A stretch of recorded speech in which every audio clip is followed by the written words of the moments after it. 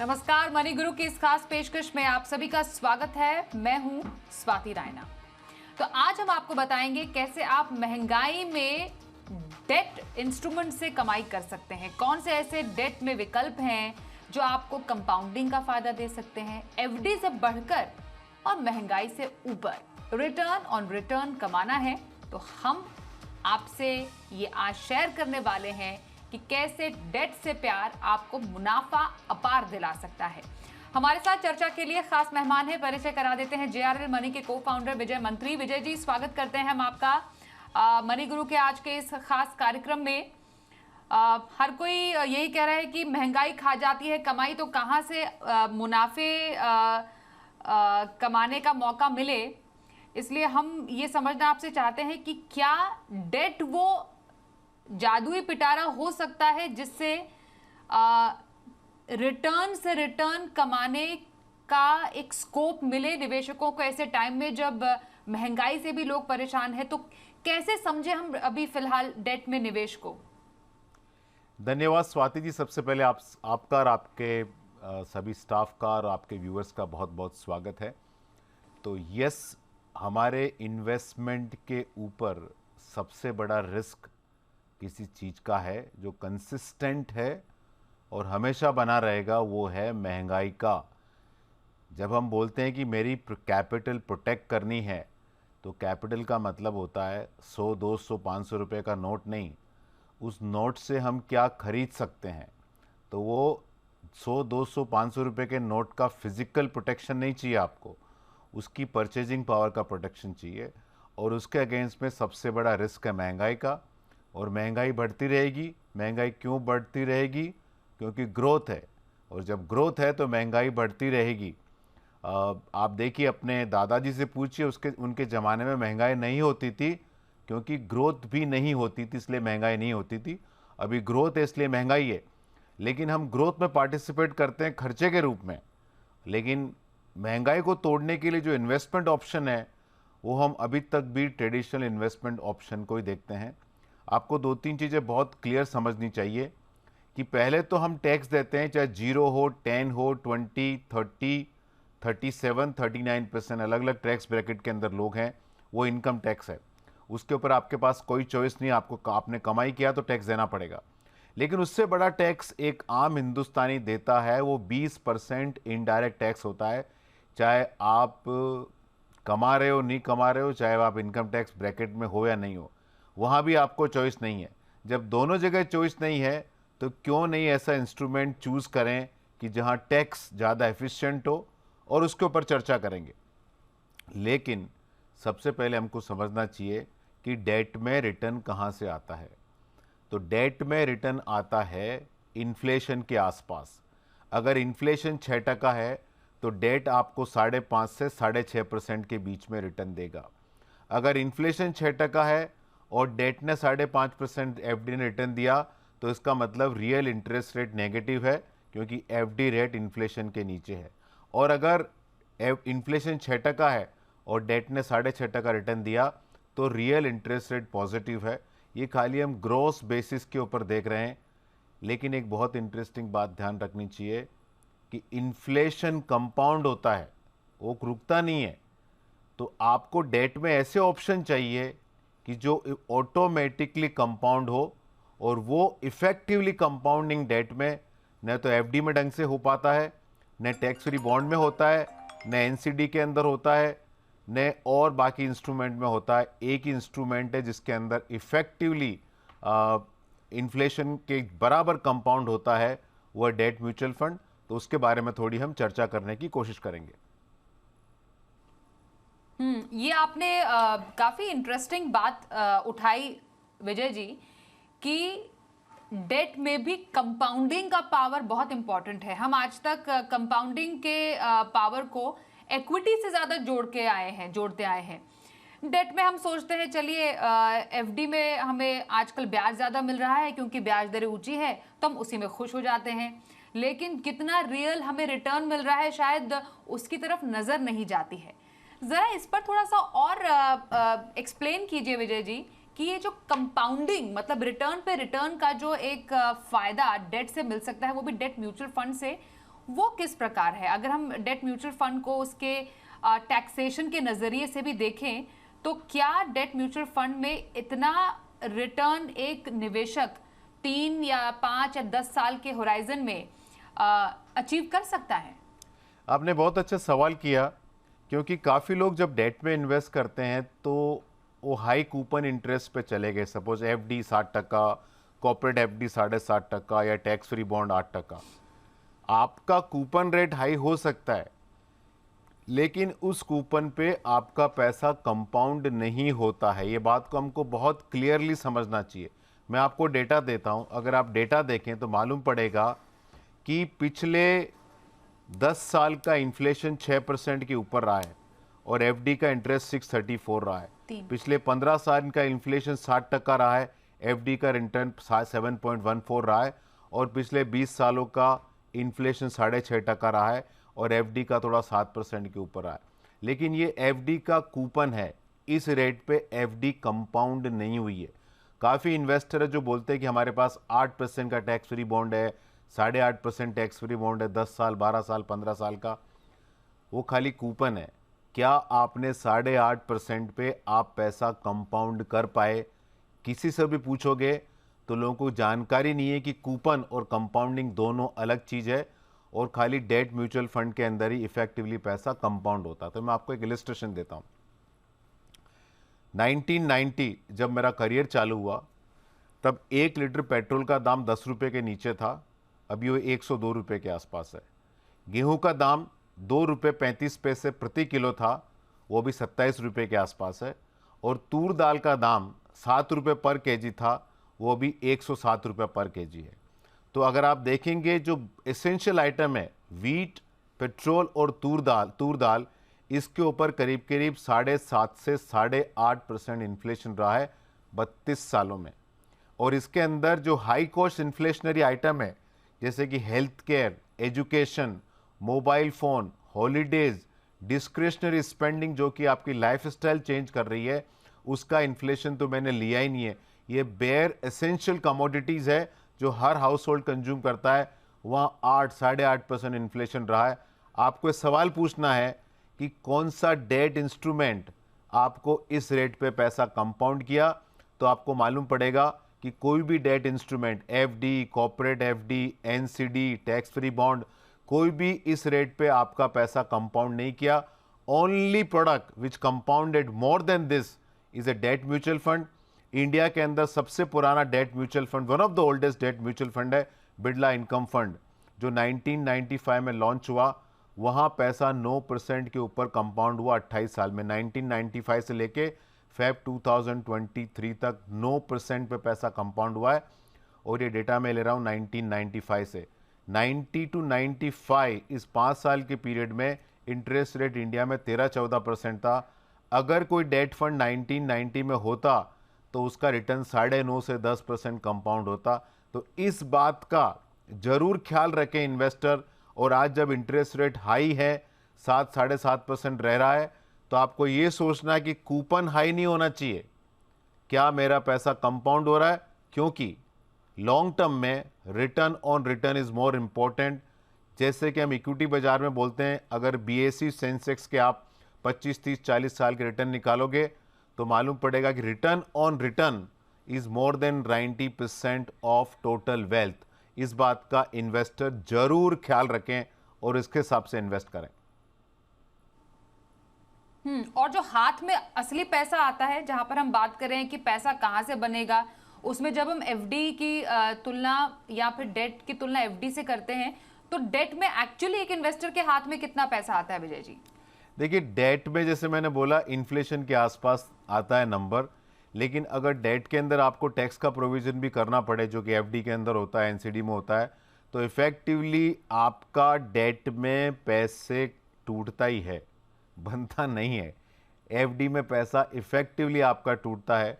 लेकिन आपको क्या लगता है कि मेरा 1 साल का एफडी है, 3 साल का एफडी है, 5 साल का एफडी है, मैं कुछ भी रिस्क नहीं लेना चाहता हूँ। लेकिन ऐसा होता नहीं है। जो हमारी एफडी का डिसीजन है वो 1 साल 3 साल का नहीं होता है। एफडी का डिसीजन बहुत लंबा डिसीजन होता है, क्योंकि जब कोई भी बैंक से पूछ लीजिए ज़्यादा एफडी रिन्यू होते हैं बजाय कि न्यू एफडी आने के। और जब आप कमाई करना चालू करते हैं, 25 साल की आपकी उम्र होती है, तो आपकी पहली कमाई आई तो आपने 20-25 हज़ार रुपये की एफडी की।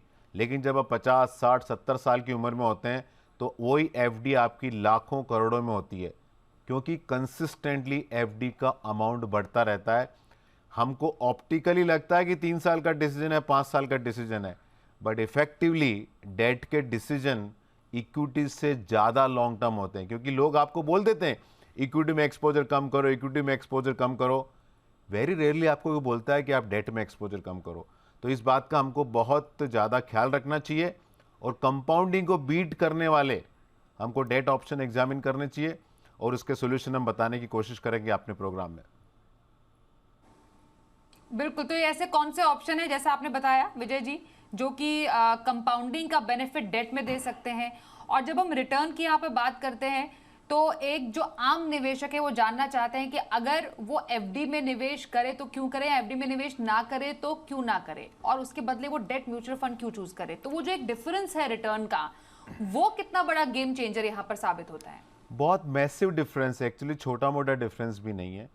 तो आम इन्वेस्टर को क्या करना चाहिए कि जब भी डेट म्यूचुअल फंड देखें, हिस्टोरिकल रिटर्न पिछले 1 साल में क्या रहा, 3 साल में क्या रहा, 5 साल में क्या रहा, उसका एक्चुअली कोई मतलब नहीं है। क्योंकि जब आज आप एफडी करते हो तो आप ये नहीं देखते हो कि 1 साल की एफडी क्या थी, 3 साल पहले एफडी रेट क्या था। आज आप ये देखते हो कि आज का एफडी रेट क्या है। तो जो भी आप पीरियड चूज़ करें, 3 साल का, 1 साल का, 5 साल का एफडी करने के लिए, उसी मैच्योरिटी का डेट फंड ले लें। सो फॉर इंस्टेंट 1 साल का आपने एफडी करना है, तो 1 साल का एफडी आपको 6%, 6.5% मिल रहा है किधर भी। उसी टाइम में 1 साल का मनी मार्केट फंड या अल्ट्रा शॉर्ट टर्म फंड में 7% के ऊपर आपका वाईटीएम है। आप 6 महीना ले लो तो आपको 5-5.5% एफडी रेट मिल रहा है, उसके जगह 6.5% लिक्विड फंड वाला आपका ऑप्शन है। आपको 3 साल लेना है तो मीडियम टर्म फंड हो गया, क्रेडिट फंड हो गया, बैंकिंग एंड पीएसयू फंड हो गया, जीसेक फंड, ये उनका वाईटीएम 7.25 से लेकर 8.5% के ऊपर है। तो जब भी आप डेट में इन्वेस्ट करें, हिस्टोरिकल रिटर्न नहीं देखें, ये देखें कि आज से पोर्टफोलियो में क्या रिटर्न आने वाला है। एक तो ये बात का ध्यान रखें। दूसरा, आप देखो कि पूरी जो क्रेडिट सप्लाई करने वाली ऑर्गेनाइजेशन है, उसमें सबसे सस्ते दाम पे बैंक आपसे एफडी उठाता है। आज जैसे मैं आपको बताऊं कि 1 साल की बैंक एफडी 6%, 6.5% है, लेकिन उसी बैंक का सर्टिफिकेट ऑफ डिपॉजिट जो कि बैंक बाजार से पैसा उठाता है, वो 7.5, पौने 8% के आसपास है। बैंक वही है, एफडी होल्डर से पैसा ले रहा है 1 साल का 6% पे, लेकिन बाजार से पैसा उठा रहा 7.5, पौने 8% पे। डेट म्यूचुअल फंड के अंदर आपको वो ऑप्शन मिलते हैं। इसलिए अगर आपको इन्फ्लेशन बीटिंग रिटर्न चाहिए, कंपाउंडिंग वाले रिटर्न चाहिए, तो डेट म्यूचुअल फंड में जाइए। हम एक बैंक एफडी का इलस्ट्रेशन लेते हैं। आपके पास हर 3 महीने 6 महीने में इंटरेस्ट आता है, सपोज करो। आप उस इंटरेस्ट का करते क्या हो? क्या आप उसको इफेक्टिवली रीयूटिलाइज कर लेते हो? Answer is no. लेकिन डेट म्यूचुअल फंड के अंदर जो अंडरलाइंग सिक्योरिटीज में जो इंटरेस्ट आता है, वो उसी दिन इफेक्टिवली यूटिलाइज हो जाता है। इसीलिए आप देखो, on an average date mutual fund FD से 1% के ऊपर रिटर्न जनरेट करते हैं, कंपाउंड भी करते हैं, लीकेजेस भी नहीं होती है। तो ऑन एन एवरेज 10 साल के पीरियड में एक डेट म्यूचुअल फंड एफडी से जितना इंटरेस्ट आया है, उससे 100% ज़्यादा गेन आपको देता है। 15 साल के पीरियड में 200% ज़्यादा गेन आता है, और 20 साल के पीरियड में 300% ज़्यादा गेन आता है एफडी के कंपैरिजन में। लेकिन हमारा एक मानस बना हुआ है कि मेरे को गारंटीड, मेरे को प्रोटेक्टेड रिटर्न चाहिए, लेकिन उसका कॉस्ट हमारे लिए बहुत ज़्यादा होता है। आज हम बात कर रहे हैं कि डेट में निवेश के बेस्ट विकल्प क्या है। हमारे साथ जेआरएल मनी के को फाउंडर विजय मंत्री जी हैं, जो कि हमें बता रहे हैं कि डेट में क्या निवेश करने का ये सही वक्त है। अगर ब्याज दरें पीक आउट होने के अपने इस दौर पर हैं, तो कहां पर सबसे ज्यादा फायदा होगा? पिछले साल हमने डेट के लिए उतना खास नहीं देखा था, लेकिन लोग यही सोचने पर और कहने पर मजबूर है कि क्या वाकई ये साल डेट का है और खासतौर पर डेट फंड में निवेश करने का है। बिल्कुल ये साल डेट का है, डेट में इन्वेस्ट करने का है, क्योंकि ग्लोबली सब जगह इंटरेस्ट रेट बढ़ा है और इंटरेस्ट रेट बढ़ने में सबसे बड़ा कारण है कि इन्फ्लेशन बढ़ा है। और इन्फ्लेशन बढ़ने का सबसे बड़ा कारण मैं आपको बताता हूँ क्यों इंटरेस्ट रेट जल्दी से नीचे नहीं आएंगे। उसका कारण है कि पिछले 30 सालों से चाइना ने लागत से कम दाम पे पूरी दुनिया को माल सप्लाई किया, तो एक डिफ्लेशनरी इन्वायरमेंट क्रिएट हुआ। पोस्ट कोविड हर कंट्री ने क्रिटिकल आइटम का क्रिटिकल क्वांटिटी अपने घर में ही बनाने का सोचा, तो जो reference point China cost of production था वो reference point domestic cost of production हो गया। इसलिए आप देखेंगे कि inflation across the globe by and large stable है, स्टिकी है और ये ऐसा ही रहने वाला है। तो अगर ऐसा ही रहने वाला है तो आपको वहाँ पैसा डालना है कि जहाँ आपका हायर इंटरेस्ट रेट पे कंपाउंड होता रहे। मुझे लगता है as far as interest rate is concern 90% hike is behind us. तो अभी आपको corporate bond fund, medium term fund, credit opportunities fund, ऐसे फंड्स को एग्जामिन करना चाहिए और यहाँ पे अगले 3 से 6 महीने में अलोकेशन करिए पैसा। मैं आपको आराम से बोल सकता हूँ कि अगले 3 साल बाद नेट ऑफ टैक्स सारे ऑप्शन को आउट परफॉर्म करेगा कंपाउंडिंग के साथ। डेट म्यूचुअल फंड आपको 6.5 से 7% पोस्ट टैक्स पैसा मिलने के बहुत अच्छे आसार हैं। 6.5 से 7% पोस्ट टैक्स रिटर्न मिलने के आसार डेट म्यूचुअल फंड में जता रहे हैं विजय मंत्री जी। सर, यहाँ पर समझना जरूरी है कि डेट फंड तो लोग, चलिए हम बता जरूर रहे हैं लोगों को कि डेट फंड में आप निवेश कीजिए, लेकिन लोगों को लगता है कि डेट में निवेश करना जोखिम फ्री निवेश होता है, मतलब इसमें कोई जोखिम नहीं है। तो एक जो अच्छा डेट फंड है उसको जब किसी को चुनना होता है तो कौन सी बारीकियां हैं जो एक निवेशक को समझना जरूरी है? देखिए, आप ऐसा मानते हैं कि डेट में जोखिम नहीं है, एक्चुअली बात सही नहीं है, क्योंकि आपका सबसे बड़ा जोखिम तो इन्फ्लेशन का है। तो वहाँ क्लियरिटी है कि बैंक एफडी इन्फ्लेशन को बीट नहीं कर पाती है, लेकिन उसके बाद भी बैंक एफडी में 180 लाख करोड़ रुपया पड़ा है। तो एक बहुत बड़ा सवाल लोगों को ये पूछना चाहिए अपने आप को कि आपको कैपिटल पे इतना रिस्क लग रहा है, तो एक ऐसा इंस्ट्रूमेंट में जहाँ भर भर के आपने पैसा लगाया कि वहाँ नेट ऑफ इन्फ्लेशन रिटर्न ही नहीं छूटता ढंग का, तो आपको क्या करना चाहिए इस माहौल में? बहुत सिंपल है कि आप जिस मैच्योरिटी में पैसा डालना चाहिए, आप 6 महीने का एफडी करना चाहिए, 1 साल का, 3 साल का, 5 साल का, कोई भी आप टाइम पीरियड चूज़ कर लीजिए जहां आपको पैसा डालना है और उसी मैच्योरिटी का आप डेट ऑप्शन ले लीजिए। आपको 6 महीने तक पैसा डालना है तो लिक्विड फंड चूज़ करिए, क्योंकि लिक्विड फंड में YTM 6.5 के आसपास है। आपको 6 महीने से 1 साल के लिए पैसा डालना है तो मनी मार्केट या अल्ट्रा फंड चूज़ करिए, वहाँ YTM 7% के ऊपर है। अगर आपको 1 साल से 3 साल के लिए पैसा डालना है तो मनी मार्केट फंड चूज़ करिए, क्रेडिट अपॉर्चुनिटी फंड चूज़ करिए, मीडियम टर्म फंड चूज़ करिए, लो ड्यूरेशन फंड चूज़ करिए, वो YTM 7.5 से 7.25-8% के आसपास है। और अगर आपके पास 3 साल के ऊपर का पैसा है तो आप कॉर्पोरेट बॉन्ड फंड चूज़ करिए, banking and PSU bond fund choose करिए और आप गिल्ड फंड चूज़ करिए। वहाँ आपका पैसा 7% के 7.5% के ऊपर कंपाउंड हो रहा है, कूपन नहीं कंपाउंड आ रहा है। दोनों में बहुत बड़ा फ़र्क है। फ़र्क इतना बताऊं आपको मैं, आपने 10% टैक्स फ्री कूपन बॉन्ड लिया, आपने 1 लाख रुपया डाला तो 10 सालों में आपको 1 लाख 2,000, 1 लाख का 2 लाख हो गया, क्योंकि 10-10 हज़ार रुपये आपको इंटरेस्ट आ रहा था। और आपने 15 साल का टैक्स फ्री बॉन्ड लिया तो 1 लाख रुपये पे आपको 1.5 लाख रुपये इंटरेस्ट मिला, मतलब 2.5 लाख बना आपका। लेकिन वही डेट म्यूचुअल फंड में 10 साल में पैसा 7.2 to 7.3 कंपाउंड हुआ तो 1 लाख 2 लाख हो जाता है। और 15 साल के पीरियड में अगर 6.18 पे भी कंपाउंड होता है तो 1 लाख 2.5 लाख हो जाता है। तो एक बहुत जानने लायक चीज़ है इन्वेस्टर के लिए। अगर आज इस प्रोग्राम में सबसे बड़ी सीख मैं देना चाहता हूं तो वो ये है कि कूपन रेट और कंपाउंडिंग दोनों बहुत अलग अलग हैं। डेट में अभी बहुत अच्छे ऑप्शन म्यूचुअल फंड के अंदर अवेलेबल है, आप उनको एग्जामिन करिए। और आप स्वाति जी मेरा वीडियो सेव करके रख लीजिए, 3 साल बाद मिलेंगे, ये वीडियो वापस प्ले करिएगा, लोगों को मालूम पड़ जाएगा।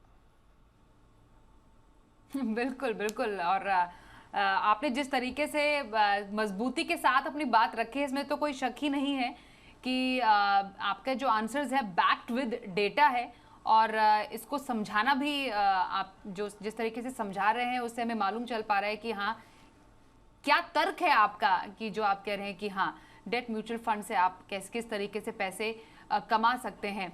क्योंकि जैसे हम शो कर रहे हैं तो कुछ दर्शक हमसे सवाल भी पूछ रहे हैं विजय सर, कि जब आपने बताया कि हाँ किस तरीके से आपको एक डेट फंड चूज करना चाहिए, लेकिन लोग कहते हैं कि जो डेट फंड में जो पेपर की क्वालिटी होती है, क्या वो देखना भी इम्पोर्टेंट है?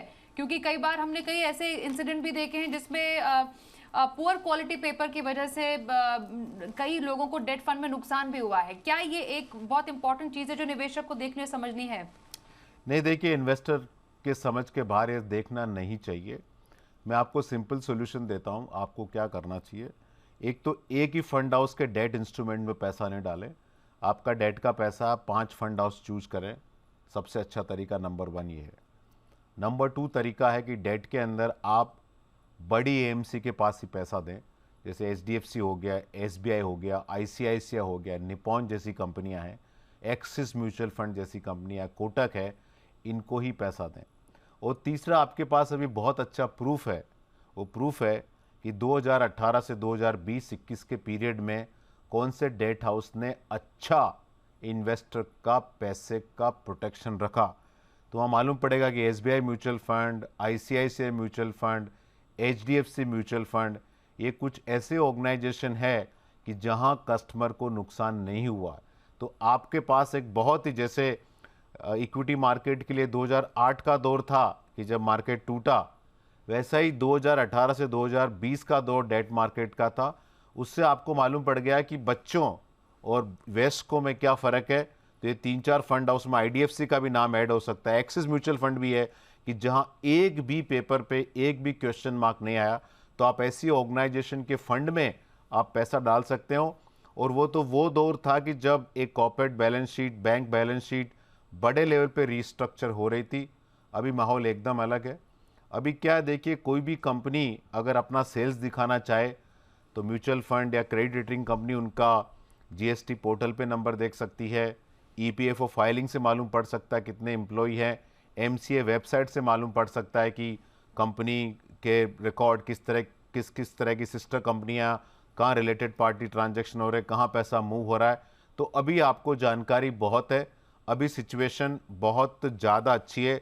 इसलिए मैं स्ट्रांगली आज की तारीख में क्रेडिट फंड इन्वेस्टर को रिकमेंड कर रहा हूँ, क्योंकि सबसे अच्छा परफॉर्मेंस मेरे हिसाब से अगले 3 साल में क्रेडिट फंड ही देने वाले हैं। जी, बहुत बारीकी आज आपने समझाई विजय जी। हमारे शो में समय की कमी है, इसलिए इस चर्चा को यही समेटना पड़ेगा। पर जितने भी आपने इलस्ट्रेशन दिए, जितने भी आपने तर्क दिए, उसके लिए एक बार फिर से आपका धन्यवाद करेंगे मनी गुरु की इस चर्चा में शामिल होने के लिए। तो आज के इस खास पेशकश में बस इतना ही।